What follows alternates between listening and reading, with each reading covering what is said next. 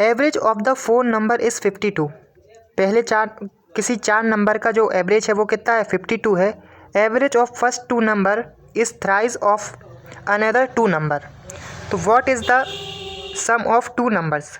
तो जो first 2 number का सम होगा वो कितना होगा। तो टोटल जो एवरेज हमें पता है, फॉर्मूला क्या होता है, average equal total sum upon total number. ठीक है, इसी बेसिस पे पूरा सवाल है। तो हमें क्या दिया गया है, 4 लोग हैं, 4 नंबर हैं जिनका एवरेज कितना है 42। तो 452 एवरेज है 4 नंबर का। तो उनका सम हमें क्या होगा, हमें पता नहीं होगा। तो इससे हमारी x की वैल्यू निकल आएगी। तो मल्टीपल कर लेते हैं 208। ठीक है, x की वैल्यू कितनी हो गई 208, यानी 4 नंबर का जो सम है वो कितना हो गया 208। तो फर्स्ट 2 नंबर का जो एवरेज है, फर्स्ट 2 नंबर का एवरेज, तो उनका हमें सम भी नहीं पता होगा। तो फर्स्ट 2 नंबर का जो एवरेज है उसको मान लेते हैं एवरेज नंबर A1। तो A1 जो है अनदर 2 नंबर का उसको मान लेते हैं A2। दूसरे 2 सम का जो सम है उन दोनों के एवरेज का क्या है 3 है।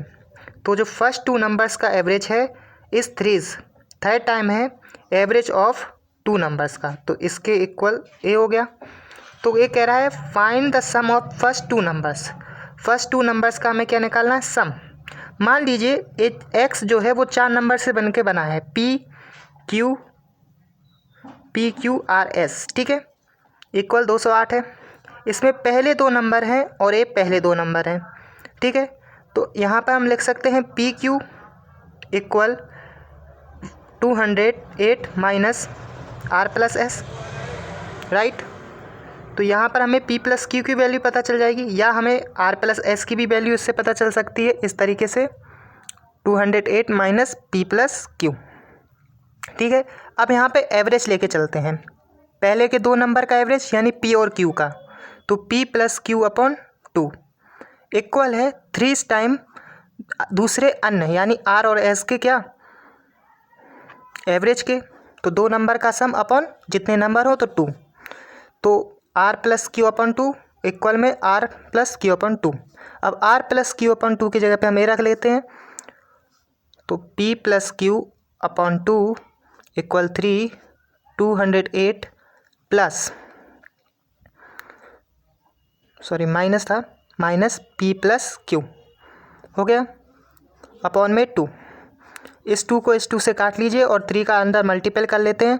P प्लस Q इक्वल, तो अंदर मल्टीपल हुआ 24 और ये 6 माइनस 3P माइनस 3Q।